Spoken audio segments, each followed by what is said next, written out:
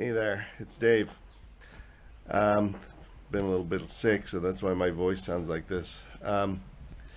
So I've been working on this project for a couple months now, and boy, it really looks ugly, doesn't it? But I think in a few days it's going to look beautiful. Um, it's been taking me quite a while because I continue to not backpedal, but I continue to add complexity to the project. I'm really pleased with how I've been moving along, but it was inspired by a project I saw on YouTube called Boat in a Day, and also by the Maxi Sailboat Comanche. I never intended to build it in a day. In fact, like I said, it's been a couple months already, I think. But you know, I keep adding complexity, like this rudder. I had a rudder, and then I read an article, a scholarly article online about modeling a keel or a rudder after the flukes of a humpback whale, and using the scalloped edges of the whale's flukes to gain efficiency. So I thought I might give it a try, so I made a new rudder. So that's what I mean by adding complexity at each step.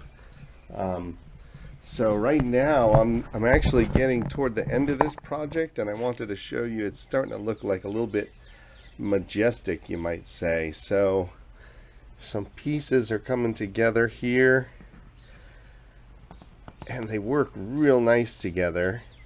I'm about to sand this piece down to be a sort of a canopy over here, and I wanted to show you the mast. Looks really cool. I have one set of spreaders on the mast, and I want you to listen to what it sounds like when it goes in. I just love that sound. And then another section of mast goes up here. I wanted you to see what it looks like with the mast on it. It's just gigantic. It's a huge mast.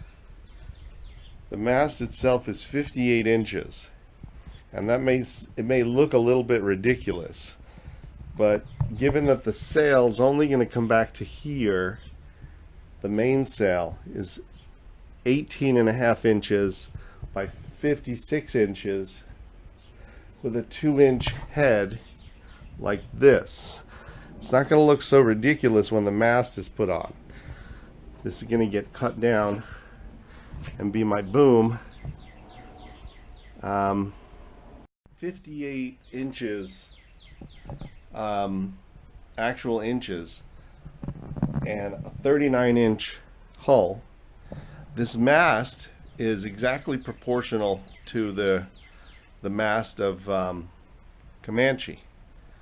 So I've been going back and forth on whether to cut it down or not, but I don't think I will.